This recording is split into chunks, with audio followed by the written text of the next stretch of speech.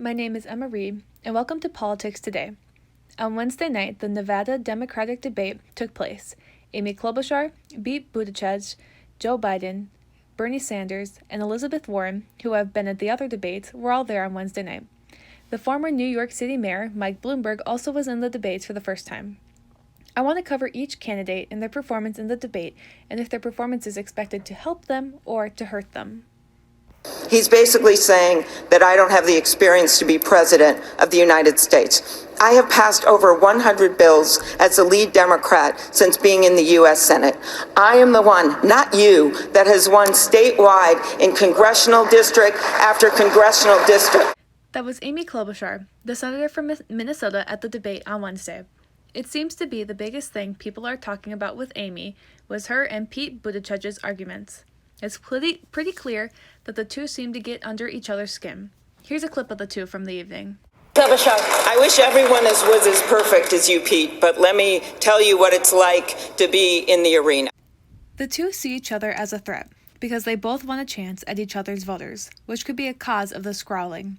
Klobuchar also talked about healthcare plans. Elizabeth Warren said that Klobuchar's plan is so short it's like a post-it note. But this isn't true. Klobuchar has voiced her support for a bill that would create a Medicaid-based public option. Medicaid is usually for lower-income families and is a state government-operated. Klobuchar's website also says she is open to a public option that expands either Medicare or Medicaid. After this debate, many people expressed their frustration with Klobuchar and Buttigieg for their scrawling, but we will have to wait for the polls to see how Amy did. Headline. It's not 2050, it's not 2040, it's not 2030, it's 2020.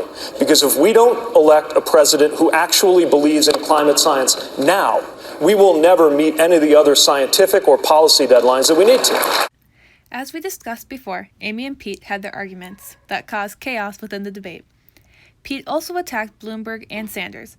He said in reference to the two, how are we going to possibly fix our economy if the choice is between a socialist who thinks capitalism is the root of all evil, and somebody who believes money is the root of all power.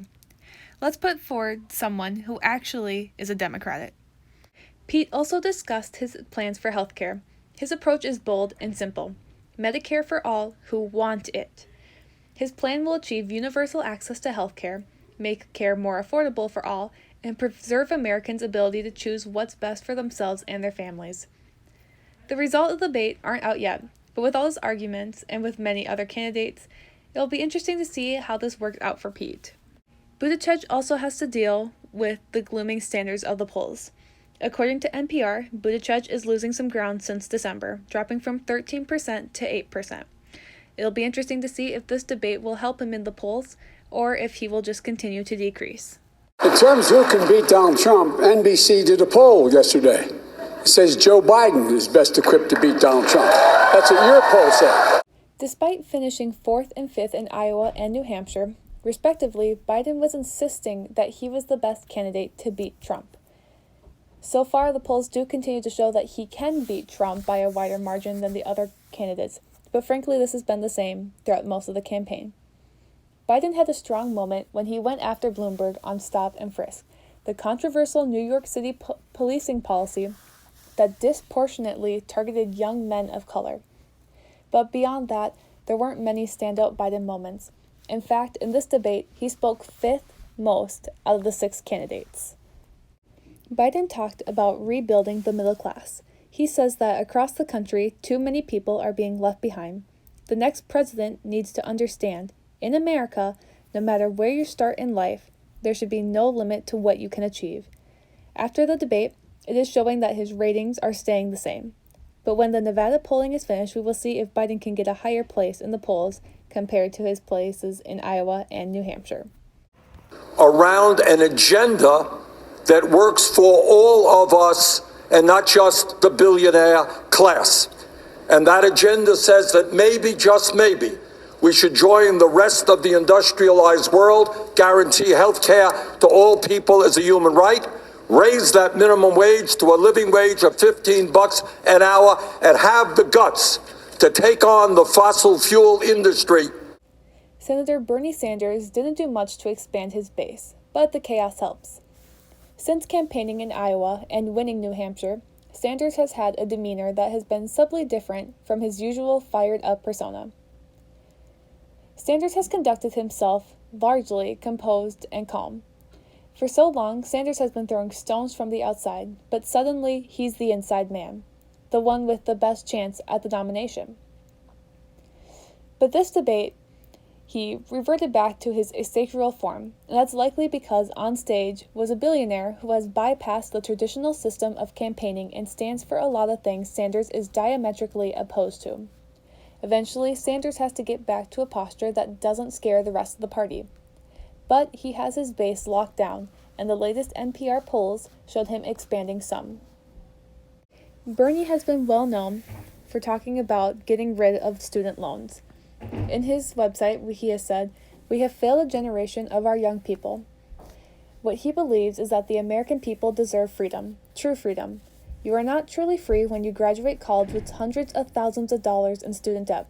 You are not truly free when you cannot pursue your dream of becoming a teacher, environmentalist, journalist, or nurse because you cannot make enough money to cover your monthly student loan payments. And you are not truly free when the vast majority of good-paying jobs require a degree that requires taking out tens or hundreds of thousands of dollars of debt to obtain. With Bernie having won already New Hampshire and has done so well in Iowa, it'll be interesting to see how he does in Nevada and if he can keep that higher up rating. He will most likely be getting at least third or second, and if not first. It'll be interesting to see how his views from the debate transfer over to the polls and into the future. This country has worked for the rich for a long time and left everyone else in the dirt. It is time to have a president who will be on the side of working families and be willing to get out there and fight for them. That is why I am in this race, and that is how I will beat Donald Trump. Warren was the most aggressive she had ever been during the campaign on Wednesday night, but it's not clear what it accomplished. Warren torched everyone in her way. There were those detailed arguments against Bloomberg on the allegations that he made disparaging remarks about women and fostered a discriminatory work environment at his company. But she also said voting for Sanders is like gambling on a narrow vision and gambling on a revolution that won't bring along a majority of this country. She accused former Vice President Joe Biden and Minnesota Senator Amy Klobuchar of being too eager to be liked by Senate Majority Leader Mitch McConnell. And Warren alleged that former South Bend, Indiana Mayor Pete Buttigieg has been taking money from big donors and changing his position. Warren is in a tough position and perhaps has nothing to lose. She sees the train to the nomination leaving the station, and she's not on it. It's not clear if Warren helped herself or if this version of Warren is one that can convince voters she can win in November. Still, Warren has a strong organization and a chance to exceed expectations starting in Nevada. Argue that I am the candidate that can do exactly both of those things. I'm a New Yorker. I know how to take on an arrogant con man like Donald Trump that comes from New York. I'm a mayor, or was a mayor. I know how to run a complicated city, the biggest, most diverse city in this country. All that money that Bloomberg spent on advertising finally raised a profile and a slot on the debate stage, but he had a spotty debate. Bloomberg had his good moments, talking about how to beat President Trump and why Vermont Senator Bernie Sanders, in his view, would lose, and defending capitalism and socialism. But Bloomberg hasn't debated in 11 years, and it showed. He was off balance now and again, and then had a hard time defending himself, especially when it came to his past comments about women and non-disclosure agreements with some of his employees. Bloomberg qualified for the debate just the day before, after an NPR poll became the fourth national survey showing him with 10% or more support in the race for the Democratic presidential nomination. So he was able to be in the debate, but barely. Now I've talked about each candidate and how they did in their performance in the debate. But who came out on top? It's hard to say until we see those polls from Nevada. But most people are saying Trump won. Trump and his team likely couldn't be happier seeing what they saw from this debate. Arguments about capitalism versus socialism, moderates unable to settle on one candidate, and overall squabbling are music to the Make America Great Again crowd's ears. Trump got some good news out of the NPR polls. 41% say the country is headed in the right direction, which is the highest in 8 years of the poll. Trump has a 44% approval rating among registered voters, 54% approve of his handling of the economy, and 66% say the economy is working well for them personally. With those improving numbers and Democratic infighting, Trump and his team are liking their chances. Now there's many more debates and primaries to come, so it'll be interesting to see who comes out on top of these candidates. I will be here every step of the way to help keep you guys informed and updated on each step of what happens and what's going on in the politics world. I want to thank you guys for listening to my podcast, and I will see you guys next time on Politics Today.